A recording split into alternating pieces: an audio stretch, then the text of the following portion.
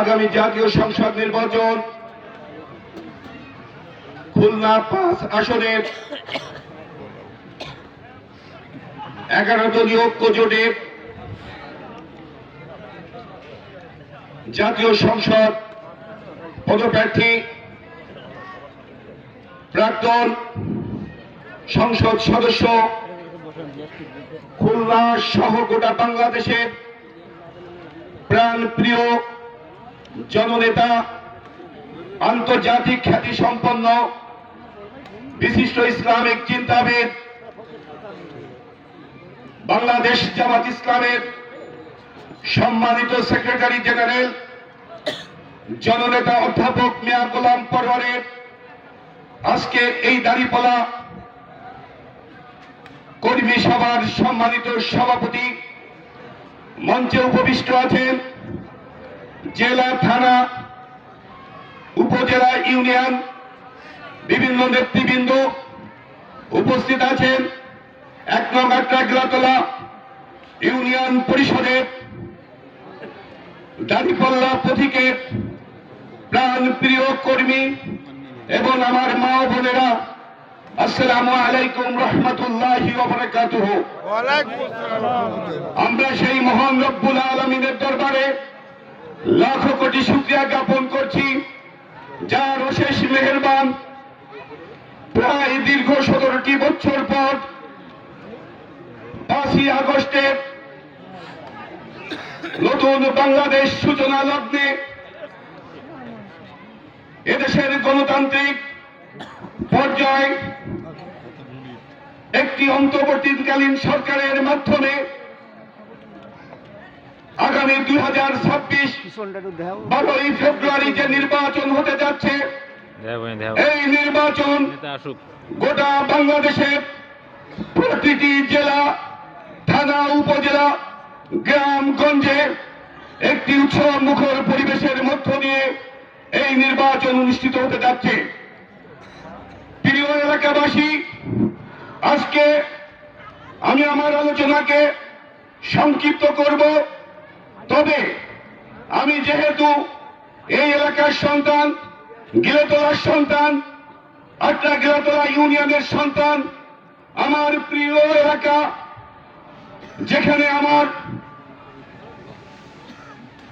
স্মৃতি বিজড়িত, সেই এলাকার মানুষের পাশে আমি আমার জীবন দশায় আমি আমার জীবনকে উৎসর্গ করেছি।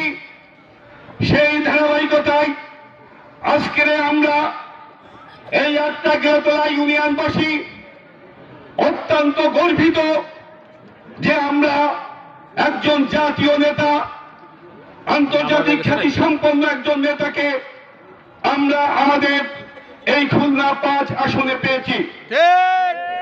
প্রিয় এলাকাবাসী, আজ গোলাম পরোয়ার বাংলাদেশের জাতীয় নেতা, আন্তর্জাতিক জাতীয় নেতা, এদেশের গণমানুষের জাতীয় নেতা, কিন্তু আমাদের কাছে অধ্যাপক মিয়া গোলাম পরোয়ার এই আট্রাগিলাতলা ইউনিয়নের কৃতি সন্তান। উনি আমাদের জাতীয় নেতা, আমাদের কাছে নয়, উনি আমাদের ভাই।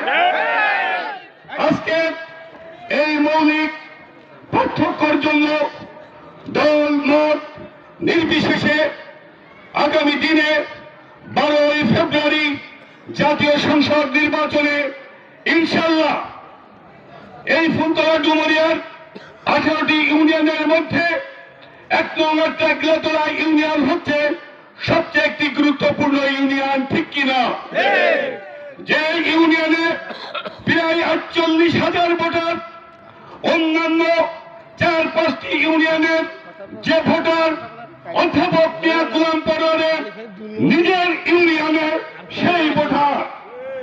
আজকে আট্রাগিলাতলা ইউনিয়ন সহ গোটা ফুলতলা ডুমুরিয়াবাসী জাগ্রত হয়েছে। আমাদের প্রাণ প্রিয় মানুষ, আমাদের প্রাণ প্রিয় নেতা, আমাদের প্রাণ প্রিয় বড় ভাইকে আগামী দিনে 12 তারিখে দাঁড়িপাল্লা পথিকে ভোট দেওয়ার জন্য সবাই ওট পেতে পড়ে আছে, ঠিক কিনা?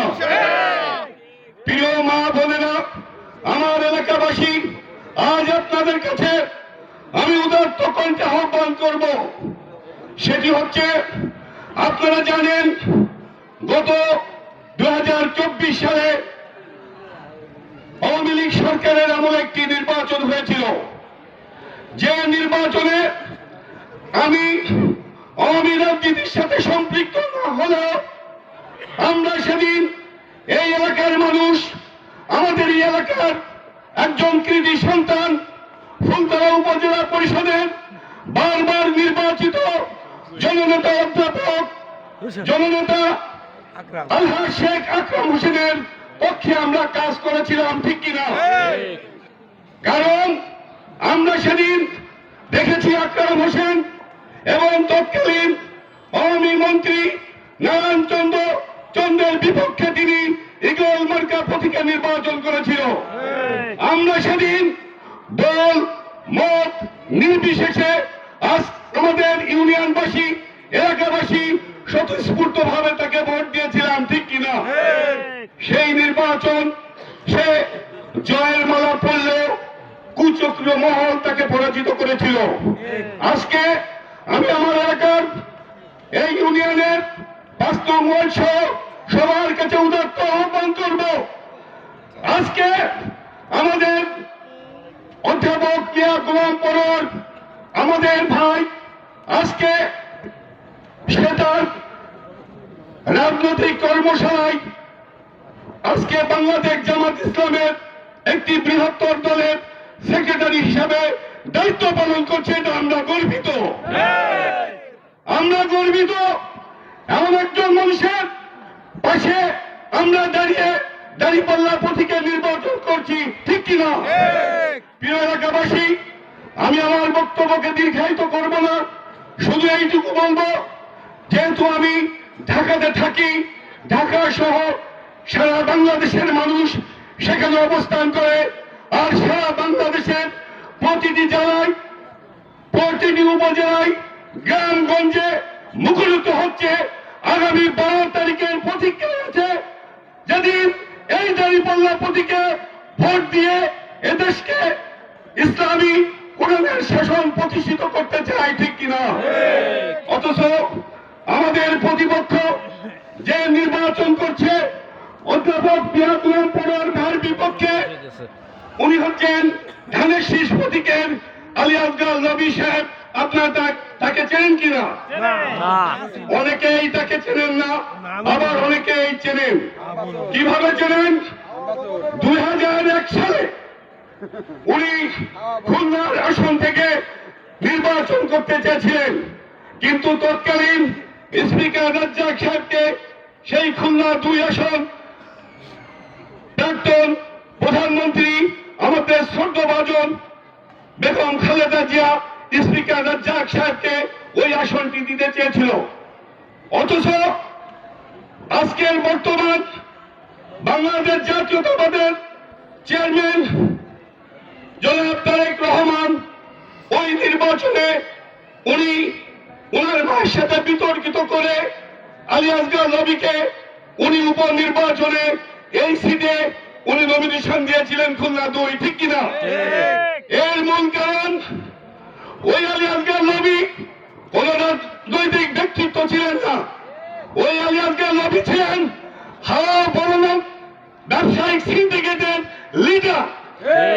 অর্থাৎ এই আলী আসগর নবীর ব্যবসায়িক সিন্ডিকেটের নেতা ছিলেন তারেক রহমান, যে আজকে বাংলাদেশ জাতীয়তাবাদের দলের চেয়ারম্যান হিসেবে দায়িত্ব পালন করছে।